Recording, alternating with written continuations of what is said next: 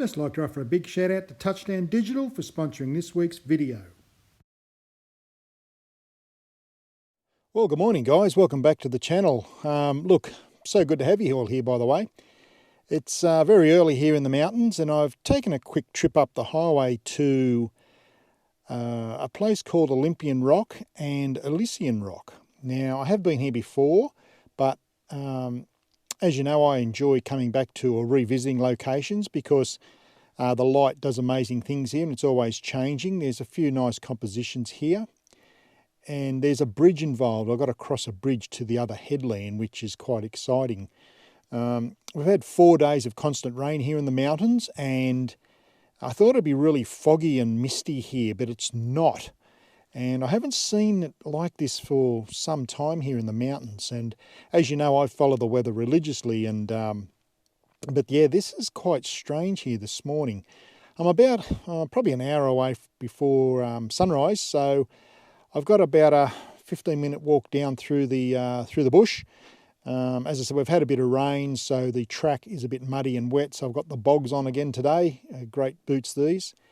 And once I get down there, I want to show you a couple of things or give you a couple of free tips that might just help your photography in ways you mightn't have thought of. So having said that, I'll grab the gear and I'll start making my way down this muddy track. And once the light, once I get more light, I'll turn the GoPro back on and I'll show you exactly what I'm doing and what I'm looking at and give you and pass on those 2 free tips. So yeah, stay tuned and I'll be back to you very, very shortly. Well, welcome back guys, and that is exactly what I'm looking at. That's Solitary Ridge across the top there. As you can see, the fog, low clouds coming through this valley up around, and then we've got sort of like a rolling fog through there.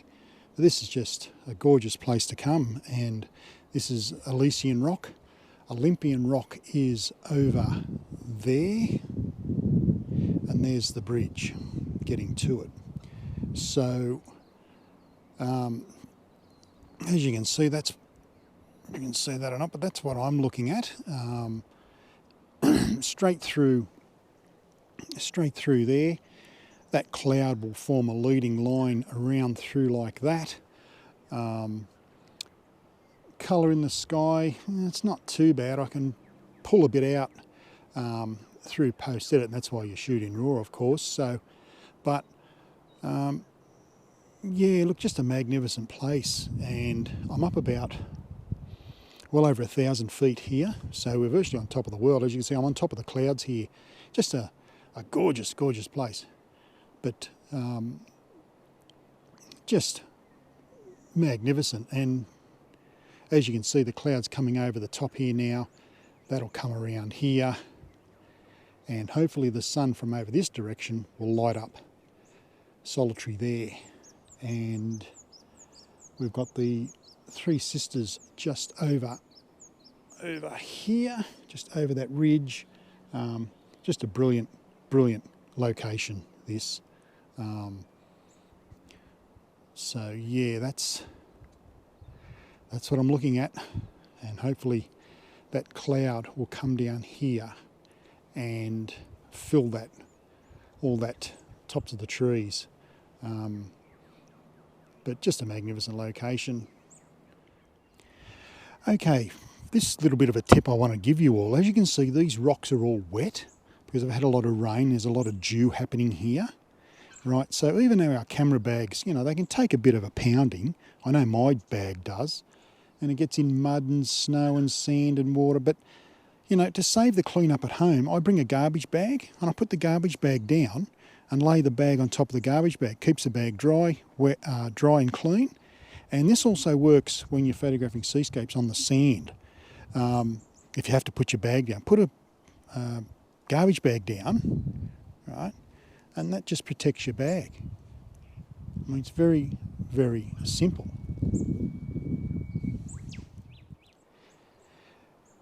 Now for the next tip, we've got a very dewy morning. The dew's settling on everything here. It's settling on me, the camera, the tripod, the bag, the rocks here. But I just cover it with a I just cover my camera with a microfiber cloth, and it just stops all the dew from hitting the camera and the lens in between shots. I mean, these are cheap. I think I brought 10 for $5 or something on Amazon. They're very cheap, but they're very, very good. And you just put it over the camera like that, and it stops the camera from getting all dew on it. Plus also too, I use this to clean the front of my lens, because I find the lens wipes that we've got smear it, but this thing doesn't, and it's just so good. You just put it over like that, and it just stops all the dew from sitting on your camera. Even though the camera this Canon can take a pounding, you're a workhorse, you know, water resistant and all this jazz, but if you can stop your camera from getting all dew on it, all the better, you know. So microfiber cloths, garbage bags underneath your bag. It doesn't get much simpler than that, really. They're the two things I thought I'd share with you today, but the cloud's starting to roll in, so I'm going to get back to this. You know, with all the, I often think about landscape photography, you know, and with all the troubles that we're experiencing in our world. We've had COVID for the last 2.5 years, decimating populations and businesses and everything associated with our lives, really. We have cost of living going through the roof, especially in Australia. We have interest rates on the rise. We have people living on credit. We've had horrendous floods in our country, especially on the east coast, and it's still continuing as I'm filming this morning.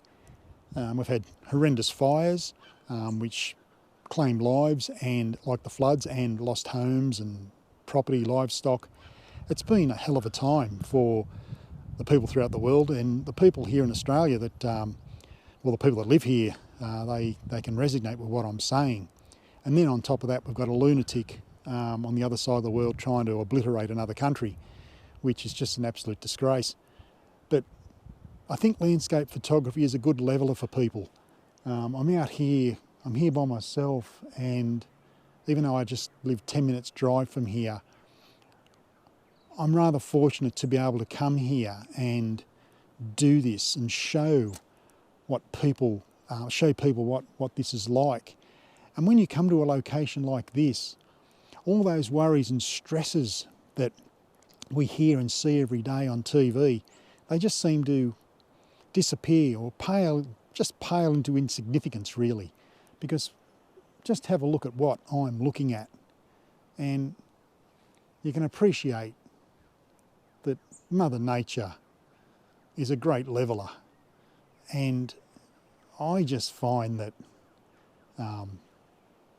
you know, this is my place. This is where I come to detune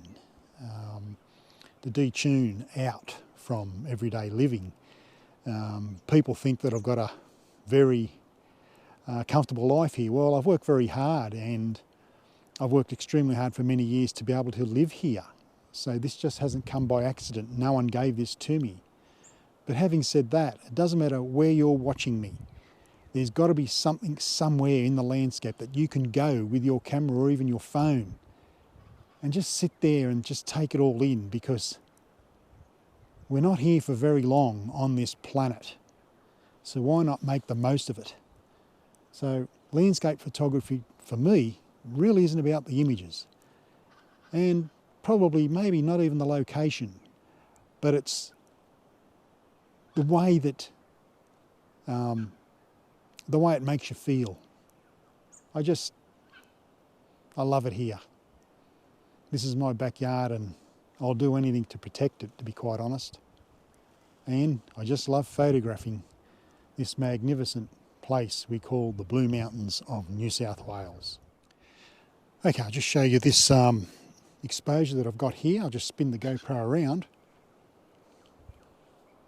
Okay, so as you can see, the clouds are doing marvellous things now, and the sky is so nice now. And this is a benefit, guys, for shooting in RAW. For any people new to photography, try and learn to shoot in RAW and learn to edit your images. Excuse me. It'll bring out the colour in the sky up here. As you can see, we've got the clouds coming over here now, down through here. Now let's have a look at the exposure. Now this is why I expose to the right. Now if you have a look at the histogram, now if I go this way, right, I'm overexposing the image. You just check the histogram there. But if I go the other way, okay, we're getting darker, right? So that's underexposed. So exposing to the right, I keep going until what I think looks like the perfect exposure. Now I'm just off. I'm just off the side there of the histogram.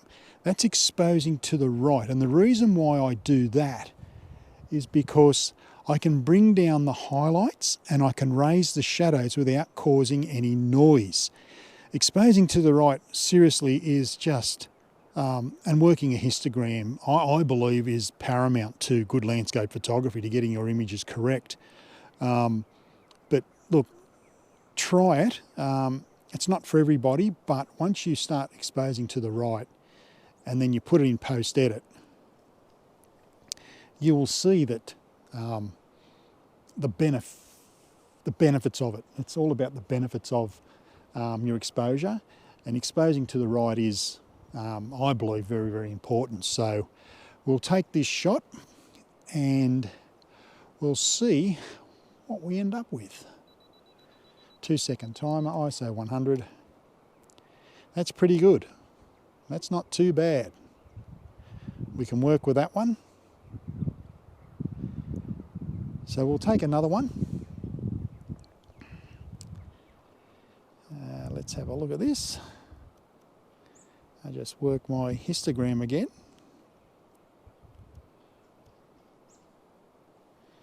Yeah. Okay, we'll take this one and we'll see how we go. There it is there. Now there's no blinkies involved in that. That means the exposure is spot on, and that is crucial to understanding exposure. You don't want to underexpose here because you'll have too much darks to worry about and you'll cause noise. And you don't want to overexpose because you'll lose all the detail. God, it doesn't matter how many times I come here, the light just amazing place. If you're in New South Wales or Australia, you're coming from overseas, feel free to reach out on my website or make contact through Facebook, Instagram, wherever you want to. I can be found anywhere really. And I'll put the links to how you can contact me in this video, at the bottom of this video. If you're coming up here to the Blue Mountains, even for a day, I'll put you in the car and I'll take you around to all these locations, and I'll take you to places that not many people know about. Won't cost you anything. I'm only too happy to have some of my YouTube followers come with me out into these locations. So if you're ever coming to Australia for a holiday and you're coming to Sydney and you want to come to the Blue Mountains, or you're coming from interstate, or you live in Sydney and you want to see this beautiful part of New South Wales, then reach out to me and I'll pick you up and I'll bring you around to these places, and I want to show this place off, and only too happy to do that for you. So got about probably another 40 minutes and then the light is no good for us. So yeah, I'll take a few more shots and then I'll get back to you at the end of this video. Beautiful place. Incredible. Okay guys, that's about it for Olympian Rock. I'm just climbing up back out here. I'll just spin the camera and show you where I'm going. I've got to climb all the way up through there, but it's not too bad. Yeah, so it wasn't a bad sort of morning. I got some rather, all right sort of images, but this was just a little exercise just to come here and just to experience the light that you can get in this location. So, but I'll put the images at the end of the video and let me know what you think. As I said, it wasn't too bad. The light Wasn't all that great, but hence shooting in RAW, as I always say, you tend to be able to bring out the colours. So, getting old. Other than that, it wasn't too bad. Tomorrow, I'm photographing a secret waterfall that I have found. And I found it by mistake. Didn't even know it existed. So, yeah, it's not too bad. But whenever you come into the landscape, you really want to embrace it and let Mother Nature do her thing. Whew, but nearly at the top now, so. But yeah, it was okay this morning, and as I said, it's just brilliant being here. Oh, there's the car. So, having said that, I hope you enjoy these images and the couple of free little tips I gave you about the plastic bag and the microfiber cloth over your camera and lens. Keep the dew off it. A couple of little hints there. But beautiful birds here too, by the way. Yeah, let me know what you think about those little tips and about the images as well. So that'll be up in the next few days, this video. But as I said, tomorrow I'll be photographing a secret waterfall, which looks absolutely spectacular after all this rain we've had. So here we are. So that's it for another episode of Sniper Photography, and if you're new here, you know what to do. Hit that subscribe button and the bell next door, so you don't miss anything. And other than that, that's it. Time for breakfast. I'm out of breath. But what a beautiful morning here anyway. So, as I said, thanks for joining me here at Sniper Photography. And as I always say, be nice to yourself, family and friends. But most of all, you keep smiling and keep shooting. Bye for now.